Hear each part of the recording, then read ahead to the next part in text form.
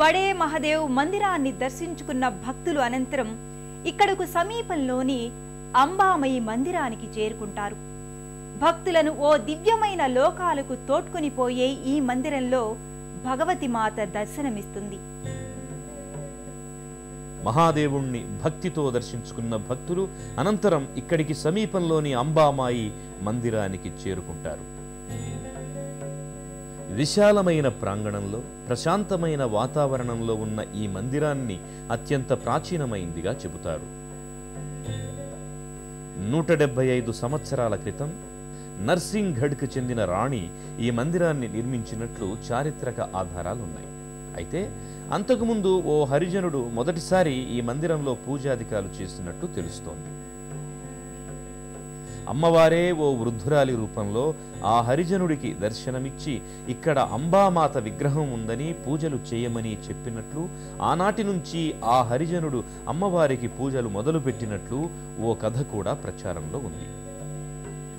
అంబామాత మందిరానికి చేరుకున్న భక్తులు గర్భాలయంలో కొలువైన అంబామాత దివ్యమంగళ రూపాన్ని దర్శించుకొని అలౌకికమైన ఆనందాన్ని పొందుతారు. అనంతరం ఇక్కడే ఉన్న మహాకాళి అమ్మవారిని కూడా దర్శించుకొని తరిస్తారు. నిత్యము భక్తులతో కిటకిటలాడే ఈ మందిరంలో అమ్మవారి నామస్మరణం తప్ప మరొకటి వినిపించదు. అమ్మవారి మందిరం నిరంతరం భక్తుల భజన గీతాలు, భక్తి గీతాలతో మారుమ్రోగుతుంటుంది.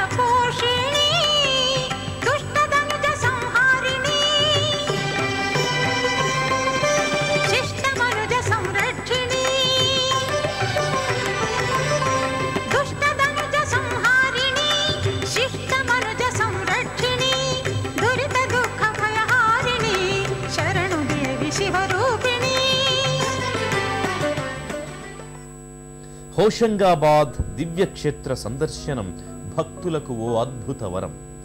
ఆధ్యాత్మికతను, మానసిక ఆనందాన్ని ఇచ్చే ఈ క్షేత్ర సందర్శనం బహుజన్మల పుణ్యఫలం.